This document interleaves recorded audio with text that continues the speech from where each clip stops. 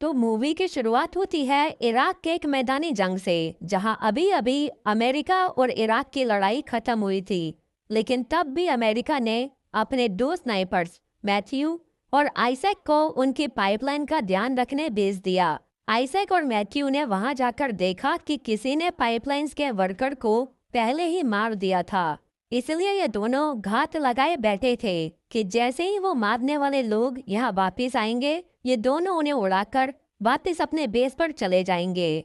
अब लेटे लेटे इन्होंने यहाँ 22 घंटे निकाल दिए, जैसे बीच इन्हें कोई हरकत नहीं दिखी। मैथ्यू ने आइजैक से बोला कि यार मुझे नहीं लगता यहाँ कोई भी आने वाला है।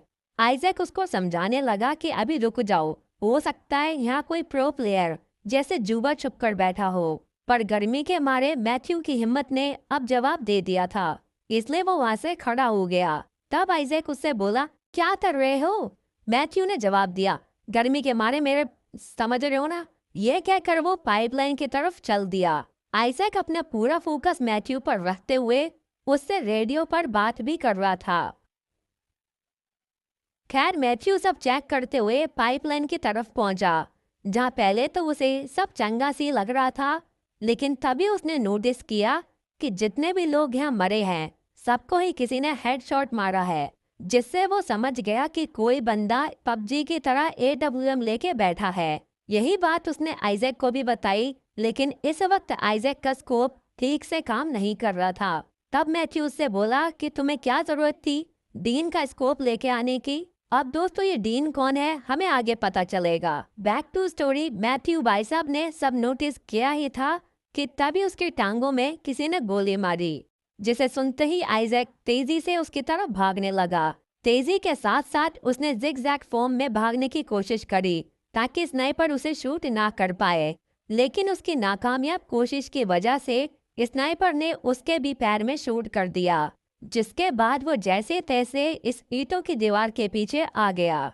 दीवार के पीछे आते ही उसने सबसे पहले अपने घाव पर एक टाइट बैंड लगाया और रेडियो निकालकर बेस में कांटेक्ट करने लगा। लेकिन उस स्नाइपर का दिमाग और निशाना इतना तेज था कि उसने आइजैक के रेडियो एंटीना पर ही शूट किया, जिससे कि वो मदद भी ना मांग पाए। या मैथ्यू बंदूक उठाने की कोशिश करने लगा, तभी आइजैक उससे बोला कि मैथ्यू थोड़ा हिलो हिलाओ मत, वरना स्नाइपर कहाँ ही गोली मारेगा कुछ पता नहीं। ये कहकर आइजैक उस दीवार में अपना स्कोप फिट करने के लिए जगह बनाने लगा।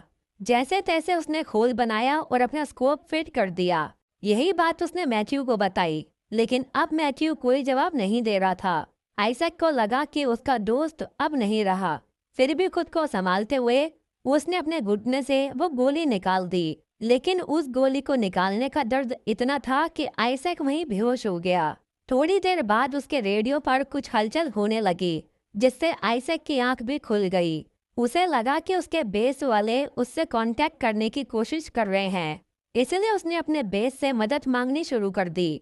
तब दूसरी तरफ से वो आदमी बोला कि माफ कीजिए, हम आपके एग्जैक्ट लोकेशन ट्रैक नहीं कर पा रहे हैं, तो कृपया या तो आप खड़े हो जाइए या फिर अपनी जगह से ही हवा में फायरिंग करिए। ये सुनकर आइजैक थोड़ा चौंक गया, क्योंकि उसकी ट्रेनिंग के दौरान ये दोनों ही चीजें करने के लिए सख्त मना किया गया था। तब उसने ध्यान से रेडियो वाले आदमी की आवाज सुनी और नोटिस किया कि जो आदमी बात कर रहा है उसका शब्दों को बोलने का तरीका अमेरिकन है ही नहीं, इसलिए शायद ये आदमी वही स्नाइपर है जिसने उस पर फायर किया। आइजैक उससे बोला कि मैं जानता हूँ तुम कौन हो। फिर स्नाइपर बोला, ओ अच्छा, अब जब तुम जान ही गए हो कि मैं कौन हूँ, तो तुम्हें मुझसे लगातार बातें करनी होंगी, वरना मैं तुम्हारे औंधे बड़े दोस्त पर शूट कर दूंगा। ये धमकी सुनकर आइजैक को ना चाहते हुए भी उस स्नाइपर से बात करनी पड़ी। तब स्नाइपर बोला, और बताओ क्या हाल है?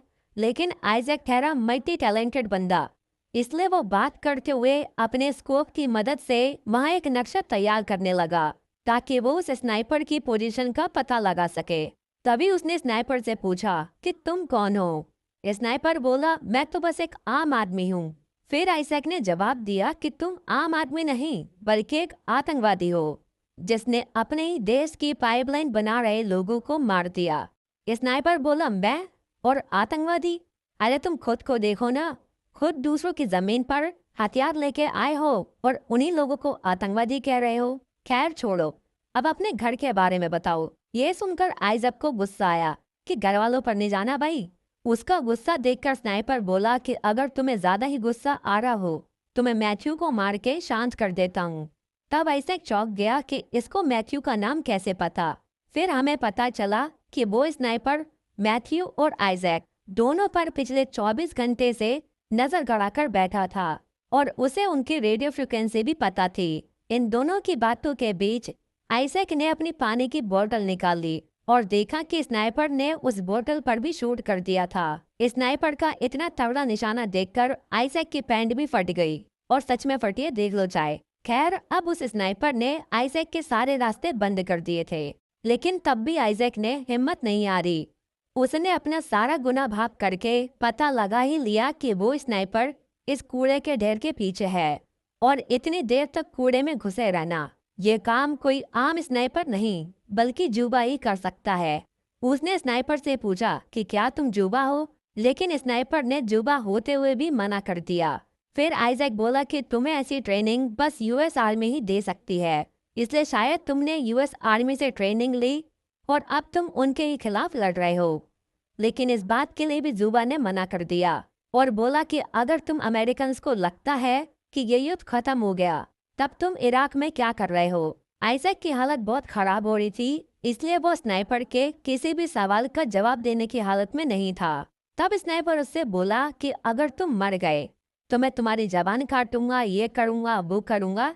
आइजैक भी उसकी बकवास सुनते सुनते वहीं सो गया और जब उसकी आंख खुली तो उसने अपनी गन पर हेलमेट और शर्ट टांगकर स्नाइपर को पागल बनाना चाहा, लेकिन वो स्नाइपर इन बच्चों वाली हरकतों से पागल बनने वाला नहीं था। तभी वहां एकदम से तेज हवाएं चलने लगी, जिसका फायदा उठाकर आइजैक अपने ही एक साथी का सामान उठाने चला गया। बड़ी मुश्किल से स्नाइपर की गोली से बचते हुए वो वापस दीवार के पीछे आया, जहाँ एक बैग में उसे थोड़ा पानी और खाने पीने का सामान मिल गया। उसे अपने साथी के सामान में एक रेडियो भी मिला, लेकिन वो रेडियो भी काम नहीं कर रहा था और कंगाली में आटा गीला करते हुए स्नाइपर ने आइजैक का वो स्कोप भी तोड़ दिया, जिससे अब वो स्नाइपर पर निशाना भी नहीं लगा पाएगा। तभी आइजैक ने मैथ्यू की तरफ देखा जो तेज हवाओं में हिल रहा था। साथ ही उसने आइजैक और स्नाइपर की सारी बात भी सुन ली थी। तब आइजैक ने उसे बताया कि वो स्नाइपर जरूर उस कूड़े के ढेर में छुपा है, इसलिए मैं उसको बातों में फंसाता हूँ और तुम इतने उसके लोकेशन पता करो। आइजैक के बात मानते हुए मैथ्यू ने अपने हाथ में छोटा सा मिरर आइटम ले लिया और स्नाइपर की लोकेशन पता करने लगा। यहाँ आइजैक से बात करते हुए स्नाइपर ने बताया कि मैं भी कभी टीचर हुआ करता था, लेकिन ये अमेरिकन इन्होंने मेरे स्टूडेंट्स को ही मार दिया, इसलिए अब मैं तुम सब अमेरिकन से अपना बदला लूंगा। इतने में यहाँ और भी तेज हवाएं चलने लगी, जिसका फायदा उठाकर मैथ्यू ने अपनी राइफल खींच ली और कूड़े के ढेर में शूट करने लगा।